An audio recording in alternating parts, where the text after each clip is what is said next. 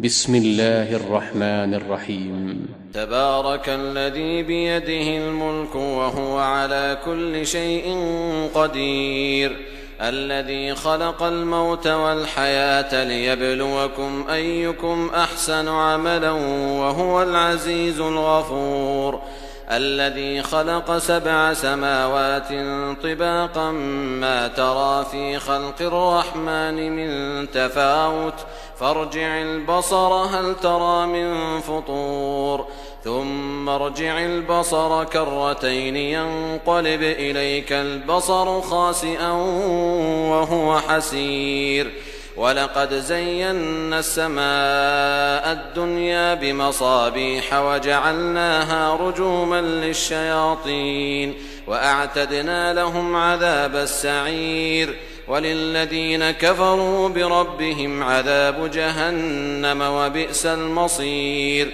إذا ألقوا فيها سمعوا لها شهيقا وهي تفور تكاد تميز من الغيظ كلما ألقي فيها فوج سألهم خزنتها ألم يأتكم نذير قالوا بلى قد جاءنا نذير فكذبنا وقلنا ما نزل الله من شيء إن أنتم إلا في ضلال كبير، وقالوا لو كنا نسمع أو نعقل ما كنا في أصحاب السعير، فاعترفوا بذنبهم فسحقا لأصحاب السعير. إن الذين يخشون ربهم بالغيب لهم مغفرة وأجر كبير، وأسروا قولكم أو اجهروا به إنه عليم بذات الصدور، ألا يعلم من خلق وهو اللطيف الخبير. هو الذي جعل لكم الأرض ذلولا فامشوا في مناكبها وكلوا من رزقه وإليه النشور. أأمنتم من في السماء أن يخسف بكم الأرض فإذا هي تمور، أم أمنتم من في السماء أن يرسل عليكم حاصبا فستعلمون كيف نذير. ولقد كذب الذين من قبلهم فكيف كان نكير.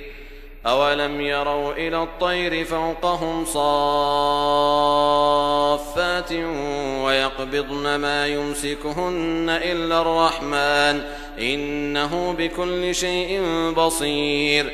أمن هذا الذي هو جند لكم ينصركم من دون الرحمن إن الكافرون إلا في غرور. أمن هذا الذي يرزقكم إن أمسك رزقه بل لجوا في عتو ونفور.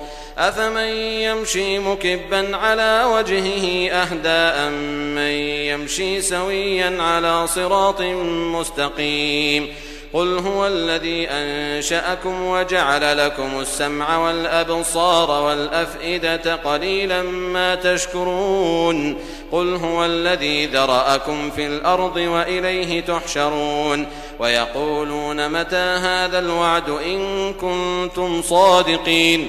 قل إنما العلم عند الله وإنما أنا نذير مبين. فلما رأوه زلفة سيئت وجوه الذين كفروا وقيل هذا الذي كنتم به تدعون. قل أرأيتم إن أهلكني الله ومن معي أو رحمنا فمن يجير الكافرين من عذاب أليم. قل هو الرحمن آمنا به وعليه توكلنا فستعلمون من هو في ضلال مبين. قل أرأيتم إن أصبح ماؤكم غورا فمن يأتيكم بماء معين.